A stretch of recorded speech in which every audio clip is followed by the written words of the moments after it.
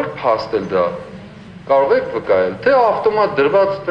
ինչ ասում է, ուրեմն դա է։ Ի պաշտպանը մեր Արամը Վարդևանյանը շատ ժամանակային իմաստով նույնիսկ ներկայացրեց։ Սա ինչ է նշանակում սա։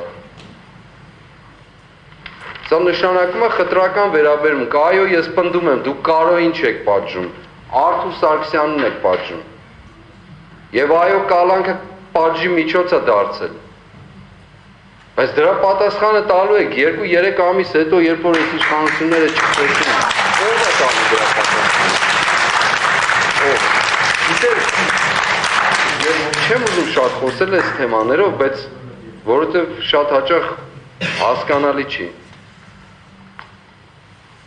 Աստվածաբանության մեջ գոյություն ունի էգզեգետիկա։ Ծանոթ են մեղադրողները ինչ է էգզեգետիկան։ Ուրեմն էգզեգետիկան հետևյալն է։ Սուրբ գրքի մեկնաբանությունը իր ամբողջության մեջ։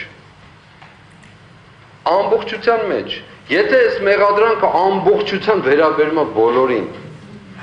բա մոտեցումը ինչի է խտրական։ Էլի եմ ասում, իմ մասին չեմ խոսում, ես ոչ մեկի ողորմության կարիքը չունեմ։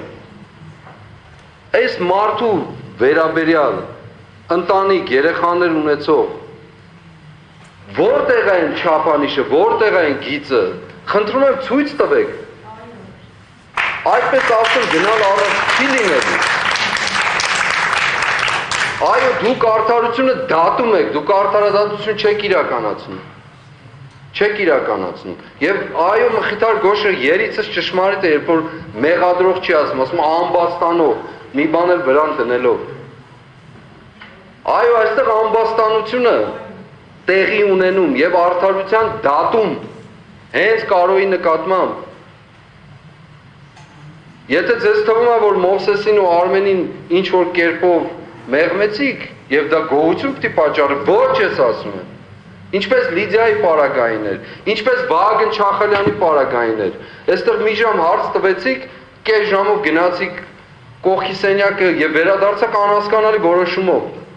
Որ մեկինն է տարբեր, ասեք, մի բառ ասեք դրա մասին։ Չեք կարող ասել։ Եվ քանի որ չեք կարող ասել, լղոզված տեքստեր եք արտասանում։ Այո, Շամշադինում ասում են, do not insult my intellect։ Իմ ինտելեկտը վիրավորված է։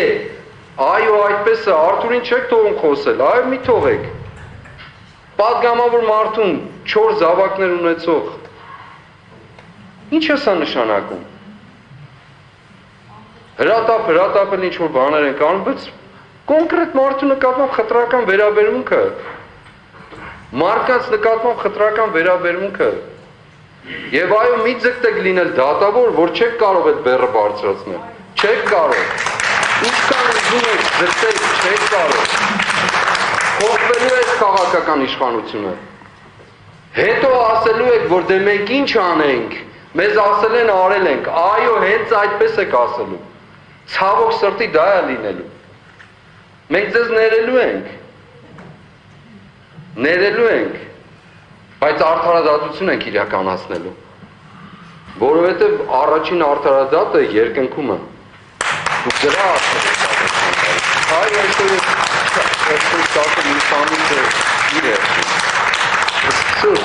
ակնհայտորեն նորից էլի ձեր գործը արեցիք ձեր գործը, ինչ անենք, գնանք դատախազության դիմաց էլի պիկետ անենք Կարոյի համար,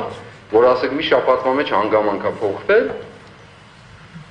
կամ Վահագնի համար, սա եք անում դուք, պատվարժան դատարան, սա, ցավոք սրտի, ակնկալիք չունենք ոչ մի ձևի, իսկապես չունենք, ես ակնկալիք կունենայի միտեղ, եթե այս ամբողջ պրոցեսը տեսած չլինեի, հոգնած չլինեի ուղղակի, թե մտածելուց, թե խոսելուց, և ում եք, դուք հանձն եք առել, մարտադաշտ մտնել մեզ հետ, հանձն եք առել, դուք հանձն եք առել դա, մենք հանձն չենք առել ձեզ այդ մարտադաշտ մտնել, մեր կռիվը ուրիշ տեղ է, այո, մեր կռիվը, այո, մեր հարվածային կռիվը ուրիշ տեղ է, մեր հարվածային կռիվը ինչպես ասել եմ, Հայաստանի ազատագրությունը, հայ եկեղեցու ազատագրությունը, մարդկային արժանապատվության վերականգնումը, մարդկային ազատության ու արդարության վերականգնումը, որը դուք չեք իրականացնելու, չեք իրականացնում եւ չեք իրականացնելու։ Այո, Կարոյի այսօրվա հանդեպ գործվածը խարանը նորից արդարադատություն կոչվածի ճակատին, բայց այն արդարադատությունը, որ մենք գիտենք, ոչ այն, որ դուք արդարություն եք դատում։ Այս մեծ պարտքի մեջ ենք, դա էլ է զսպվածություն առաջացնում որոշակի իմաստով, նախորդ կիրակին արտաքսման կիրակին էր, ինչ եղավ, ասում են Աստված մարդուն արտաքսեց դրախտից, ոչ, մարդը մերժեց դրախտը, հիմա դուք մերժել եք արդարությունը, ես այսքանը կասեմ, եւ ովքեր մերժում են արդարությունը, արտաքսվում են։